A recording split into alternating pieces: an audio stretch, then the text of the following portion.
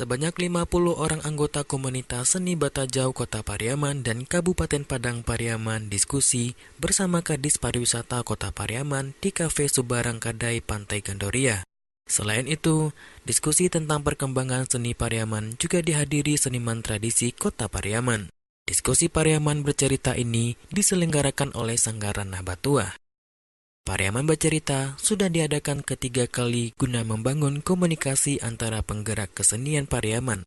Pelaku kesenian dapat menunjang objek wisata di Kota Pariaman dan Kabupaten Padang Pariaman sebagai ujung tombak orientasi kepada wisatawan yang datang.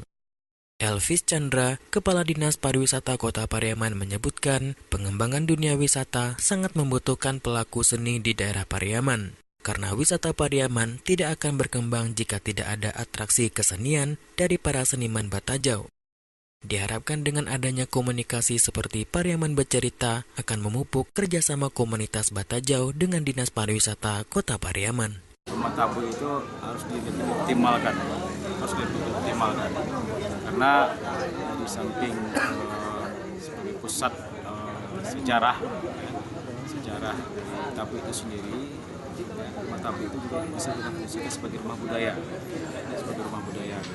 Jadi mungkin depannya rumah tabu itu bisa membuat berbagai aktivitas untuk latihan anak-anak kita, semacam pertunjukan event-event.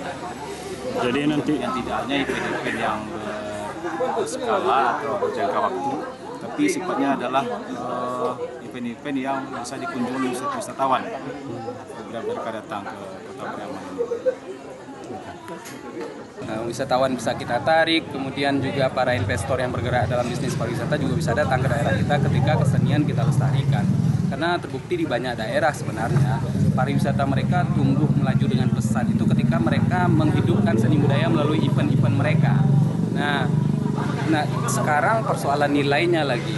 Nilai yang dimaksud di sini adalah bagaimana kesenian itu disadari, dimiliki filosofinya, dan masyarakat kemudian merasa kehadiran kesenian itu sebagai bagian dari pola hidup mereka yang vital, yang penting.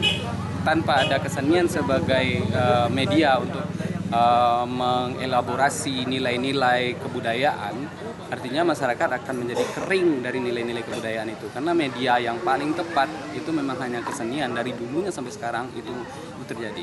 Kita merasakan betul bahwa katakanlah serangan dalam tanda kutip kebudayaan luar itu makin lama makin menjadi-jadi. Hari ini dunia ada di genggaman tangan kita. Lalu apa alasan kita untuk mendatangkan orang-orang ke pertunjukan tari? Apa alasan kita mendatangkan orang-orang ke pertunjukan randai, ke pertunjukan kesenian tradisi kita? Tentu ada alasannya. Alasannya yang paling signifikan itu adalah agar masyarakat merasa memiliki lagi identitasnya, karena mereka adalah pewaris sah dari kebudayaan itu nggak bisa digeser-geser. Ini soal identitas, ini soal kreativitas, dan ini juga soal bagaimana menjawab tantangan zaman.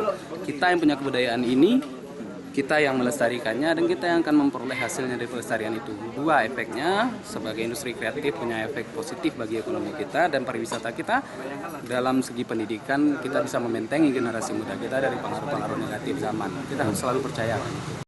Dari Kota Pariaman, Tim Liputan Minangkabau TV melaporkan.